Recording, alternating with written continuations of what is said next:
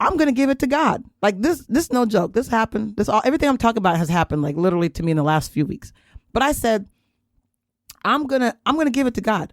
So I went in my bathroom. Your mom gave me some oil, like, I don't know, years ago, right? It's under my bathroom sink.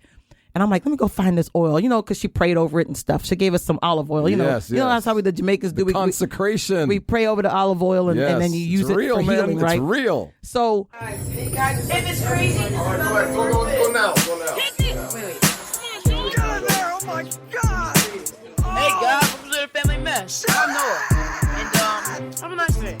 Good God! I love the Family Mess. Oh my God. Welcome to the Family Mess Podcast. I'm your host, Ian, and this is my wife and co-host, Natalie. The Family Mess, the podcast about life with kids and all things adulting. Let's talk.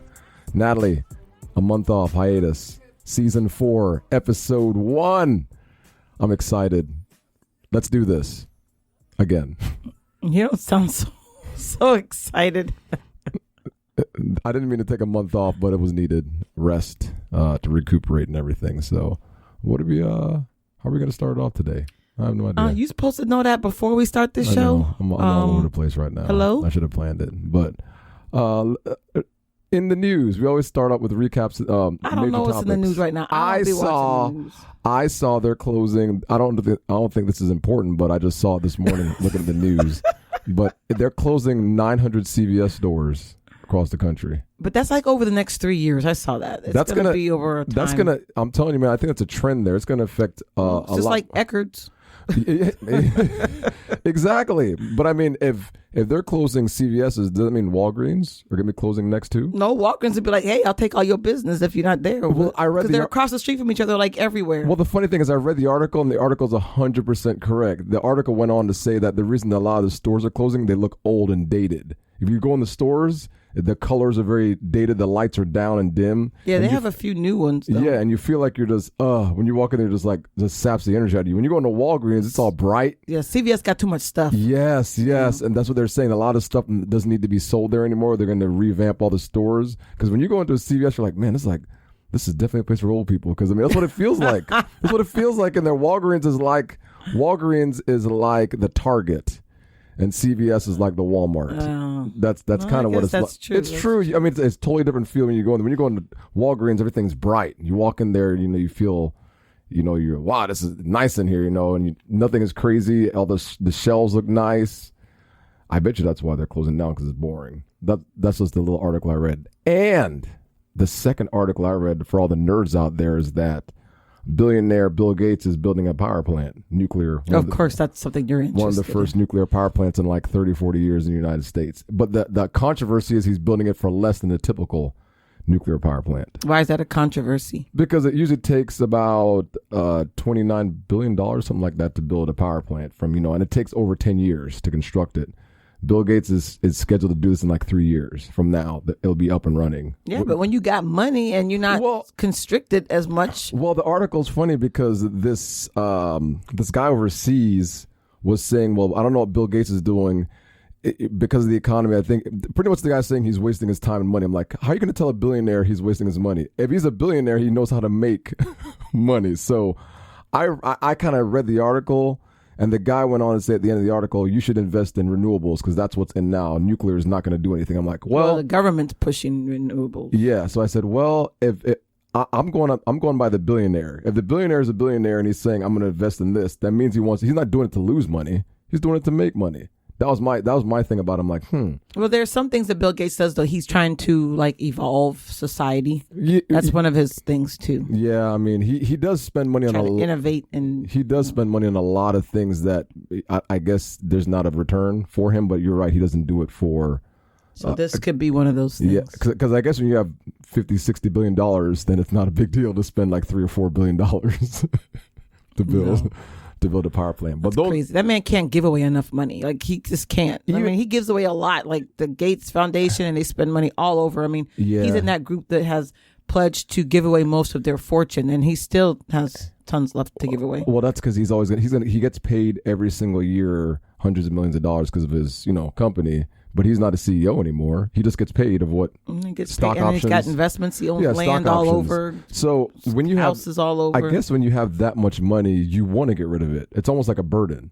You know what I mean? Because you have all this money, and all. I mean, you get so much money, you could never ever spend it in your lifetime ever. You Warren never. Buffett's giving away his money. Yeah, you could never spend that money. So when you have that much money, now it doesn't. Money's not an issue anymore. You have to find other things to do with the money. I mean, because that's how you find any type of value in your life. I mean, once you have all this money, you're like, well, damn, I need to do something with it. Because obviously he can buy anything he wants, so it's not material that's going to get him any type of satisfaction. So that's probably why he's trying to do stuff. That's why they're trying to go to space and crap. They're just trying to find something else to do, something to challenge themselves. Of course. I mean, I agree with that. I mean, if I was a billionaire, I'd try to do something different too, because it's not about money anymore, because you have everything you ever wanted. So you have to try to find something else to do. Yeah, they'd be doing crazy stuff. Well, I have something to tell the audience. Can you tell them about your 5 minutes a pound?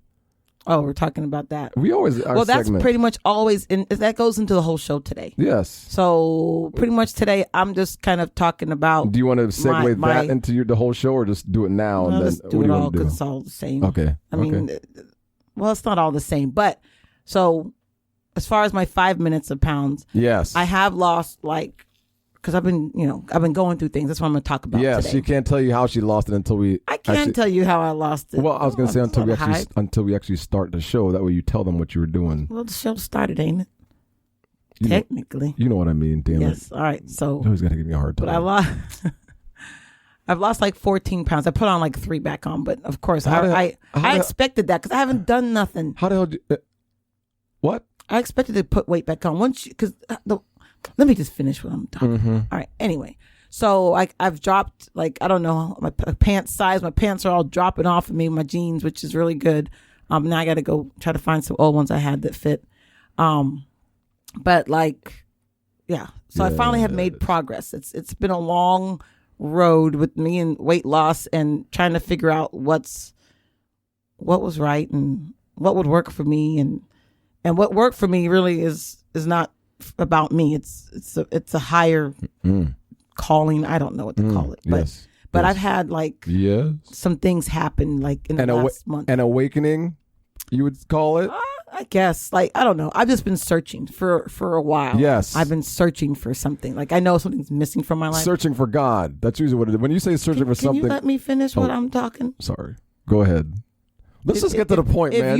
If you want to do all your talking, then you need to make some changes in your life so you can have some things happen. I always have something to talk about. So, but I'm not like you. You ain't had no major changes. No. You haven't pushed yourself. I don't want to push myself. I want to live the way I'm living right now. Right. So But as far as 5 minutes of pounds, I've lost weight. But on to the real heart of the show. Let's get into the show topic. Yeah, we're talking about metamorphosis and change. So, I guess it's kind of. What type of change are we talking about? I don't here? know, like a life change, a life change. So, you ever been in a part of your life where you're just like, I'm every day. You feel like you're in Groundhog Day, right? You go to bed, you wake up, you go to work, take care of your kids, and life just is like, bleh. And then you look at the mirror, you're fat, you're overweight, you don't feel good about yourself, you don't look like how you used to look, and then you're like, bleh. I mean, this is just how I was feeling. And I felt like that for a while. I'm like, I need to figure out my life because I did this once before where I go for a while and then I'm like, something's got to change. Like for me, years ago was our financial situation because I read my Facebook post, and every time I read my Facebook post, I'd always sound like I'd read the memories and the memories would sound the same. Right. So one day I was like, I got to make a change. Something needs to give. I got to change. Right. So this is kind of where I'm at now. So what happened is this time I've been feeling like something's missing and I didn't know what it was, whatever. So I've been open. So I used to be on Clubhouse. I don't have time to be on Clubhouse anymore, but I like Clubhouse. So if you haven't been on Clubhouse, definitely check it out. It's a chat room basically with a bunch of people from all over the world about various topics. So I was in a chat room and I'm like, I need something. And then this guy's talking and he's talking about this lady who helped him, there's this thing called your inner child.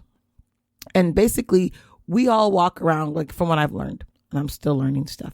But what I've learned is we all walk around with hurts from our childhood. And those childhood hurts affect how we live our life day to day.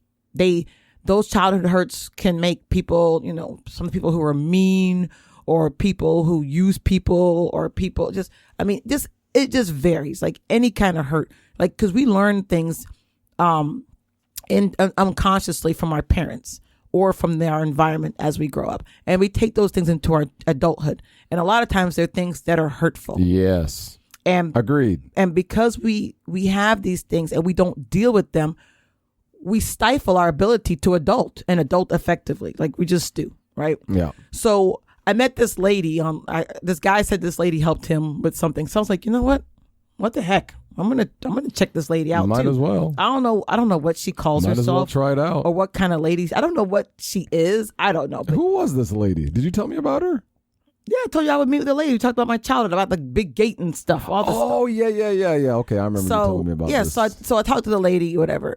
So I met with this lady. I don't know. This lady's a stranger to me. I have no idea who she is, right? But she was recommended by someone you know. So I don't know her. No. Oh, really? I met the lady on Clubhouse, Ian. I was looking for something. I thought you had it through. No, I'm at this point. I'm just looking. I'm searching for something, and I don't know what. I just know I'm searching. I need change in my life. That's all I know. Yes. Right. I got this business. I know I need a breakthrough for my business. Breakthrough. I know that I need. Preach. Can you stop? And this is like, for me, I guess I'm not like funny or anything, because it's kind of serious for me. It's like a major. I'm going to be serious now. No, but you can be. It's not. It doesn't have to be. I don't want it to be heavy, but for me, it's heavy because it's something that it affected you personally. Right. Yes, It was a major correct. thing. That's correct. So I met this lady online, and so we talk, and I don't even know. I guess I don't know what she is. I don't know what she calls herself. I have no idea. But I met with her. She's not like a psychic or anything like that. Nothing like that. So we talk, and she's like, is there anything from your childhood past that you need to get, whatever. So I talked about a few things, and she's like, there's this big gate, like this gate. And basically, from talking with this lady over a few weeks, probably about 2 or 3 months, right? She basically helps me to begin to try to be more positive in my mindset. And I'm like, and in the meantime, everyone has their own belief. I'm just going to speak from my belief and from my experience in my life, right? So in the meantime, I'm also praying. Remember I told you, I'm like, man, Ian, God ain't listening. I got things I got to try to do. He ain't listening. He ain't answering no prayers. He is just like, right now he's just not, he's busy. That's what I told you. And you're like, no, God. He's not busy, Natalie. That's I'm right. I'm like, he busy because he ain't answering my prayers. God's never busy. Right. But in the meantime, so Not I met for this. us. There are all these things. They're all kind of convoluted. So I'm kind of jumping a little bit. Yes. But this is all happening at the same time. Yes. And around that time, too, this guy at work quit. Like this guy. Oh, yes, I remember this story. There's a guy that I have at my job. This is great. One of my employees, he quit. And he was the guy who would go around to the different customer sites and do like the site survey, right? And he would go to the customer, meet the customer. And then outside, I'd work in telecom. Outside, you got to lift up these big 50-pound manhole covers or these big thing covers. Yeah, tell him this story. This is great right here. So I had to go and do that because he was my only person, and I was getting ready to hire somebody else to start looking to hire when he quit. So that's right. I got work to do. I can't tell the customer, oh, I can't do that, right? So I had to go figure out what I had to do. I remember so I had you to bought go that thing at the store. So I had to go buy this manhole cover lifter thing, and I had to go out there, man. and I didn't even know. Like it's been like 20 years since I've been outside and done work out, like do that kind of stuff. But I had to go learn and figure it out because I can't not meet my customers. Yeah, you got to get the work what they done. want, right? So I'm going out there.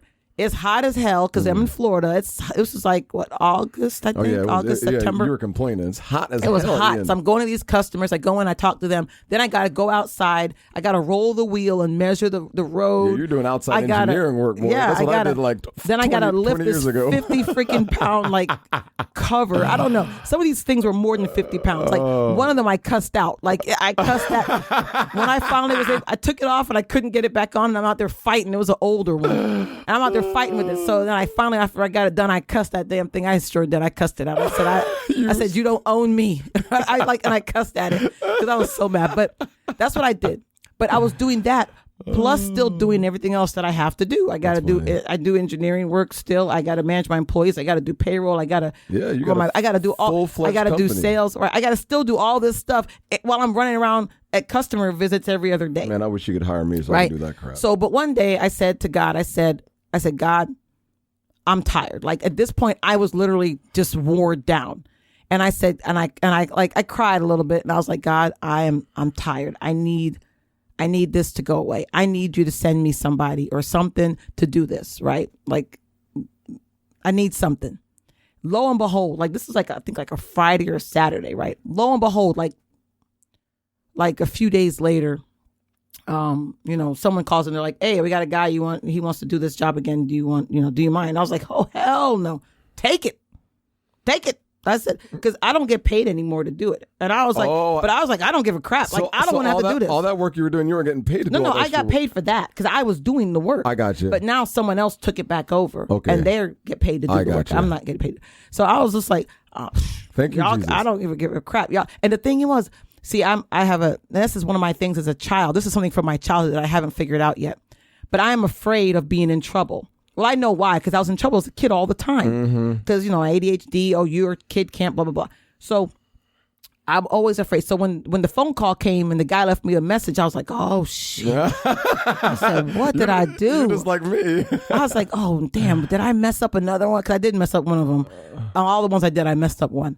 But I was just like, oh, no, I'm in trouble. Like, I was just like fearing this guy's call, right? Not knowing the man's calling me to give me my blessing, like to answer my prayer. Yeah, of course. You're not thinking about that. So when he finally calls, I'm like, great, take it. It's gone. I'm like, God's back. I like that. God's back. He's like, he's back. He's talking to me. Cause like I've been talking to him and I ain't heard nothing. Right. Yeah. So then a week later, later that week, a friend of mine texts me and she's like, Nathalie, I'm doing a 21-day fast. You want to do it? And normally I'd be like, oh, hell no, I can't do that. Yeah, I remember. There's no way I can do that. I remember when you first told me about this. I'm like, 21 days? That's a long time. Look at the struggle I've had. How long for years. With my weight, right? Yes, how long? Right. But I said, you know what? I said, God sent her. Like I just knew. I knew God sent her. And I said, I'm going to do this with you. I said, I will do it.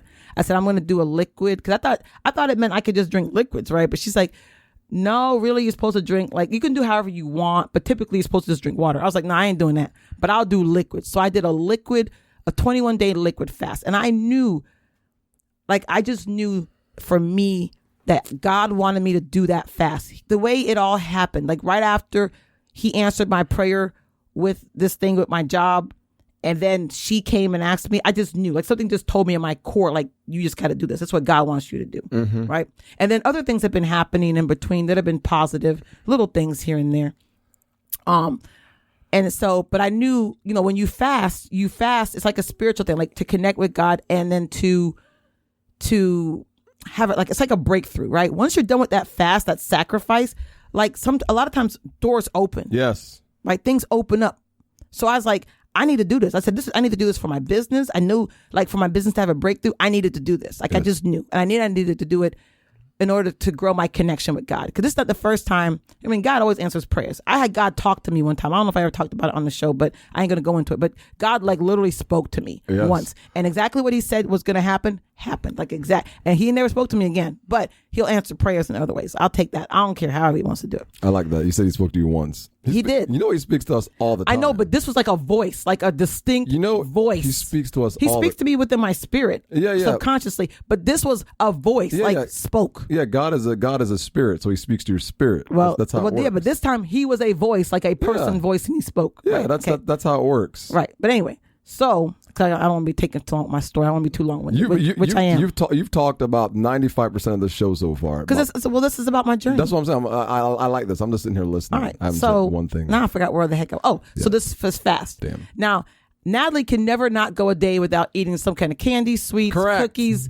I mean, if it's in front of me, I'm going to eat it. If the kids leave it on the counter. Don't leave no candy or anything in the house. I'm going to eat it. Eat it. Right. Yes. I have no willpower. None. Whatsoever. The worst ever. For years now. Yes. Right. Because that's why I've been putting on weight and I can't get it off. Right. Yes. So I just said, you know what? I'm going to do this fast. I said, Lord, I ask you to help me with this fast. I'm going to do this. So liquid. So I did a liquid fast for 21 days. And I wrote down exactly what liquids I would consume, which was like, I bought tons of juice pressed, because I don't have time to juice my own juice.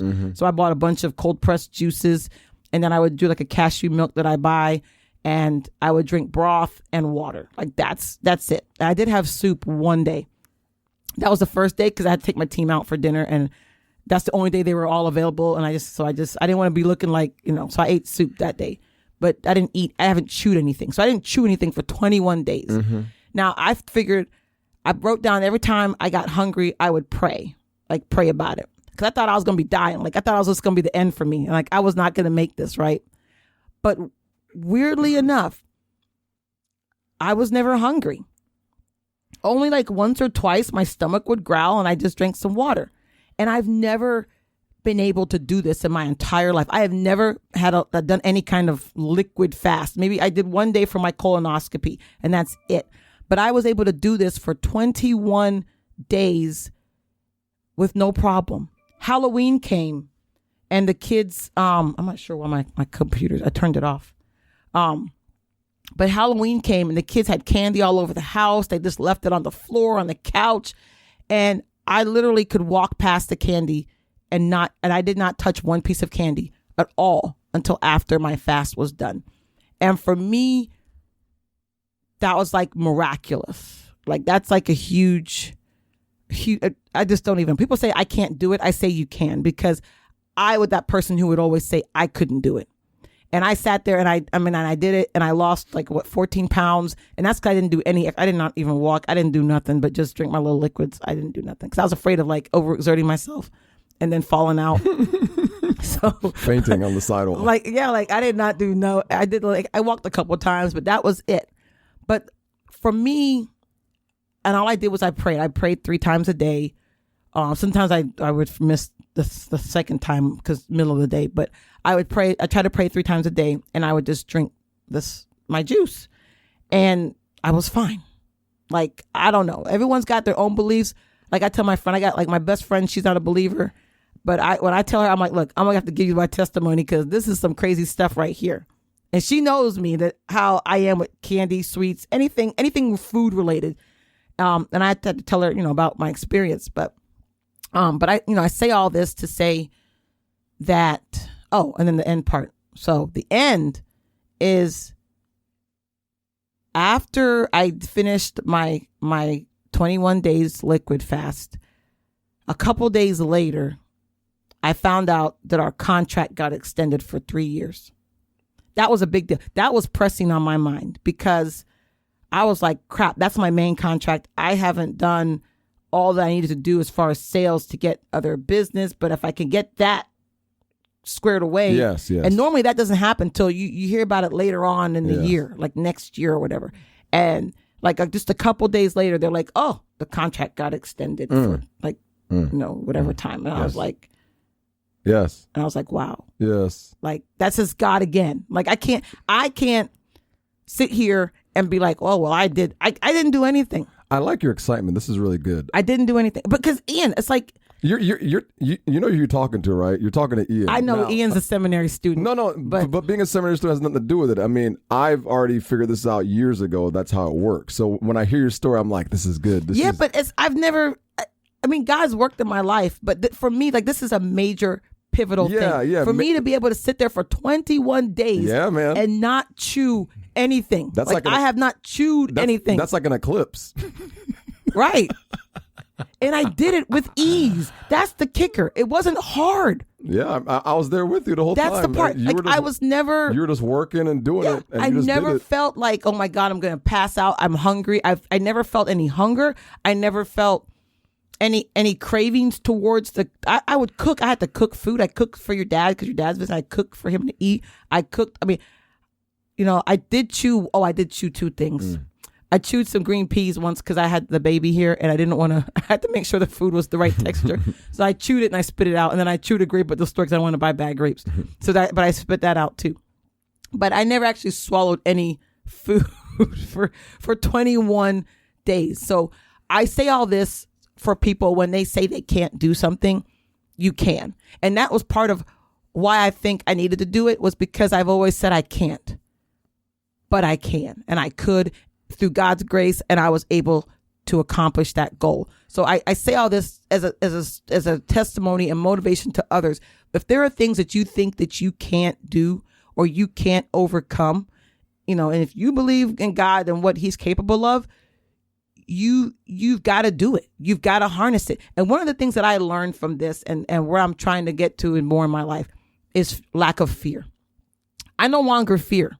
Like I do have moments of fear because I'm a human. Yes. But I don't have consistent, persistent fear. Prolonged fear. Right. Because I can't have faith in God to know that I got to tell my backstory. I almost forgot about that. But I can't have faith and not believe that he's going to take care of it. Now, it may not go exactly like I want it to go, but it'll be taken care of in the way that's best for me and the best what he wants. Look at me, Nathalie figuring right? things out. I like this. So I've had to put away. Like I was fearful about my business. I'm like, oh my God, am I gonna have no work? Am I gonna? I have employees and I don't have. And I was fearful. And you'd always tell me that because I'd hear it every single day. Yeah, and I would fret, but I can't. I had to put that away. Because if I have real faith, and for me to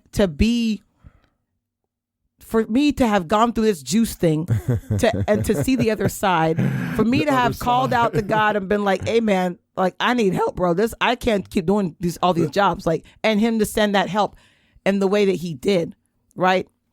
I realized like my fear is futile.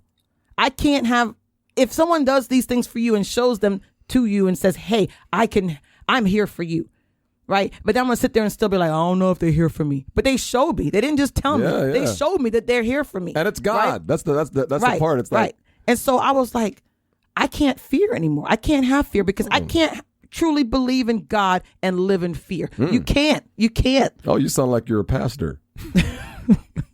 I'm not trying to be, but and the one thing I will say, I had one other thing that happened to me, and I'm going to wrap it up. But one other thing that happened to me during my fast, like 3 or 4 days before I was about to be done, I woke up with the worst back pain in my life. Like I don't know what was going on. I'm like, maybe it's a detox. My body's, because I wasn't taking my pills like I was supposed to.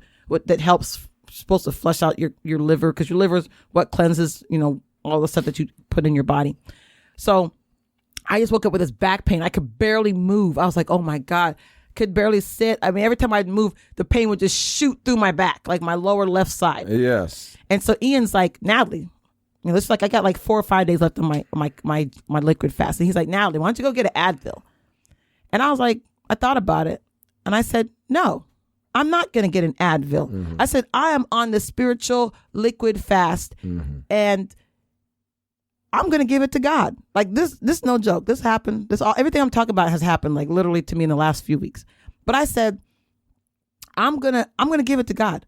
So I went in my bathroom. Your mom gave me some oil, like, I don't know, years ago, right? It's under my bathroom sink.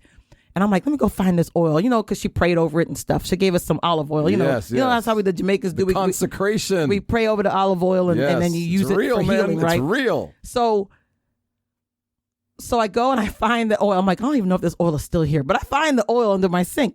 And I said, it's been there for years, like 5 years, 4 years. I don't know. It's like God in a jar. It's a long time. That oil, your mom gave me that oil. But I said, you know what? I said, I'm going to give this to God. I said, I'm going through a spiritual fast. Like that's what the purpose of my fast was, to grow closer to God and to push me past myself. And so I'm going to give this to him. I'm going to go in faith that he was going to take care of my back. Like, no joke. So I refuse to take whatever you told me, Midol, Tylenol. I'm like, I ain't taking Midol. Whatever you told me to take. Tylenol, Advil, whatever you told me. Midol. So I go, I do my prayer in the closet because I like to be by myself and I don't like you coming in bothering me. So I go in the closet and I close my door and I take this oil and I rub it on my hands and I rub it on my back and the part of my back that is hurting. And I'm like, I just pray to God. And I'm like, God, I'm coming to you. You say you can heal. You take care of things. I'm on this spiritual fast. So I'm going to give this to you to heal my back, to take away this pain. It's your belief, man. So I rubbed the oil on it. And I rubbed the oil in really good because I'm like, Lord, take this pain, because it was hurting so bad. And then so that day I sat down. Then I went into my bed. I had an appointment later that day. I was like, I don't know if I'm going to be able to make it to this appointment because my back is hurting so bad. But I sat in the bed the rest of the day and I worked in my bed because I couldn't move hardly because it was hurting. And so my appointment was at 4. And so by 3, I was like, okay, I'm going to, I was getting up in between because I was drinking a lot of water. So something just told me just drink water. I just drank water all day. I did not eat anything I didn't drink anything but water all day that day. Something just told me just drink water. So that's what I did. It's like flush your body. And I sat there in my bed. And then around 3, I'm like, okay, let me see if I can get up. Like, cause I got to go to this appointment. I haven't called yet cause I didn't want to cancel cause it's going to cost me $50 to cancel on the same day. So I was like, I'm going to try to go. So I was able to get up and move, and I was okay. Like, I wasn't fully like fine, but I wasn't having the shooting pains. I wasn't having that anymore. And I was able to go to my appointment. I sat there and everything. And then by the next morning when I woke up, the pain was all gone. There was no remnants of the pain. And even in the afternoon, I was able to do, walk around and do things and stuff. Mm-hmm. So that's just like the last part of my testimony and kind of where I'm at and what I'm going through. And, but by giving that sacrifice to God, sacrificing, my wants of food, which at the time I didn't want anything while I was doing it, but my normal wants, I don't know. I felt like it broke open for me. Whatever. I'm in this season right now, and God is working, right? And I see him working. And this has happened before, but sometimes you falter, like after a while you kind of go away from God. Yeah. So I'm praying now for me to keep my relationship with God. I pray to him to ask me to sustain this and to grow our relationship, because I don't want that to cease. That's good. But yeah, so that's, I talk about all this. I know I'm a little long-winded, but I'm kind of a roundabout. But it was just all of this was always going on all at once, with doing healing as from a spiritual perspective, and then also one other thing, but it's just, I'm not going to go into it. But I had another friend who went through her own spiritual awakening, and she even had like a whole weekend where we went to her house, and she invited me to come and to experience that with her as well, all during this time. So these are all these different doors and things that were opening me up to other ways of thinking and to seeing the world from a different place. Yes. So now I try to start my day with gratitude and being thankful for what I have, all the things that I have in my life. No, we don't all have everything we want, but I do have everything that I do need. And I'm thankful for that. And I use that now in the mornings when I wake up. I pray.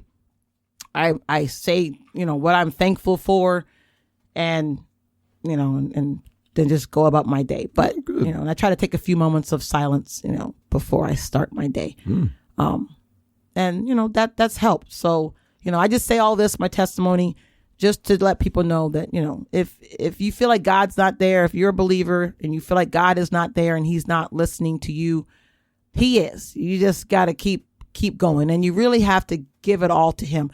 Like when you get on hands and knees and you say, God, I can't do this, or you really give him your emotions, and as you pray and you let him feel your emotions, like you put your emotions out there. You're not just like, everyone does what works for them, but I'm just saying, in my experience, what I've had, it's always when I'm letting him in to feel my emotions, when I'm like, my emotions are out there, like, you say you wear them on your sleeve kind of thing, is where I've experienced where he seems to answer me more. I don't know. That's good. I hear him better, I guess. I don't know.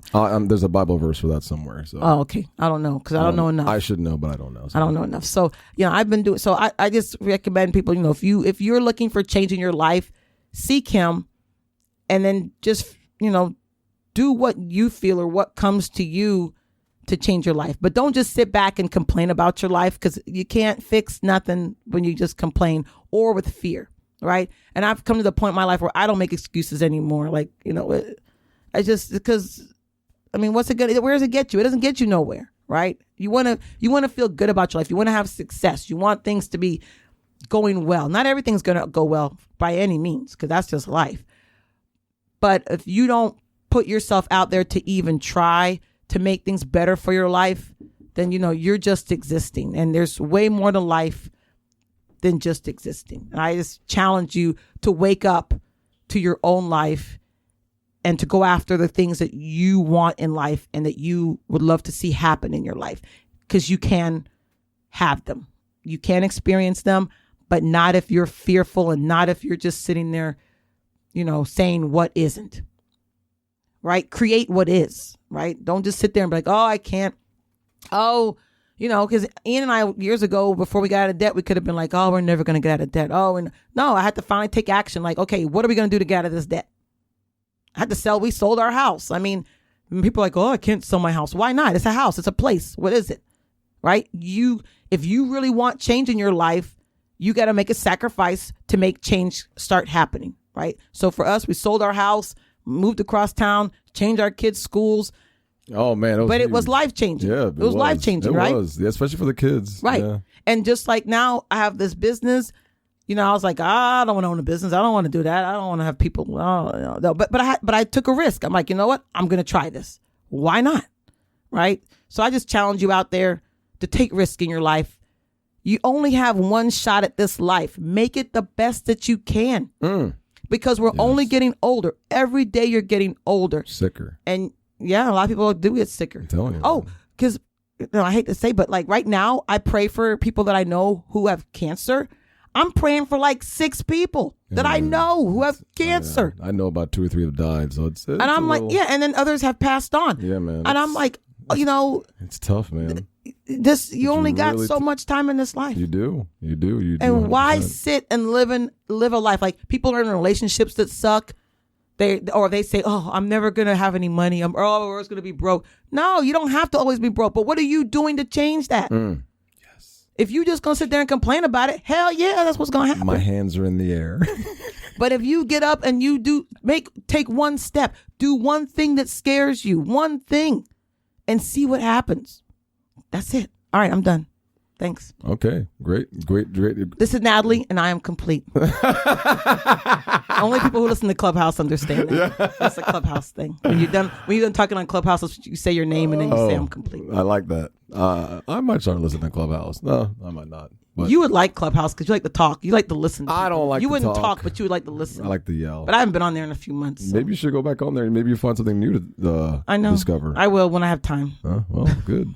Well, this was a great show today. Great show. I'm proud of you, man. You know I'm proud of you. I've always been there by your side. Yeah, saying I can't do it. Nathalie, you ain't gonna be able to do it. You always can't do it. No. You said I couldn't do it this time. I didn't say that. I didn't say anything. I said, okay, go ahead. That's what I said. I didn't say you couldn't do it. Okay, you said I didn't think you could do it. No, I didn't think, Nathalie, I didn't think you could do it. I mean, that's just the reality. I know, and that's okay. I'm okay with that. Because that just shows how big it was. Yes. Because you know me for the last 20-something years, and you know what I do, my habits. I wasn't saying to be negative. I was just like, oh, well. No, I didn't take it as negative. I'm trying to be positive, but we've gone through this like at least 50 or 60 times in our 20 years. At least 50 or 60. Well, me trying to lose weight. But it wasn't about weight. This was about something else. But the weight, was part of it. It came as part of it. Of course, yep. But that's okay. Good. I'm okay, Ian, with that. Okay, good. Well, if you want to listen and follow us on the podcast, you listen to us on the streaming platforms, iHeartRadio, Google Podcast. Oh, I forgot all of them now. Spotify, Spreaker, iTunes, the Family Mess Podcast on Instagram, and we have a Family Mess Podcast Facebook page. Subscribe and give us some comments and feedback about the show and future topics, and we'll talk to you guys soon. God bless. Bye. Have a nice day. I love the family mess. Oh,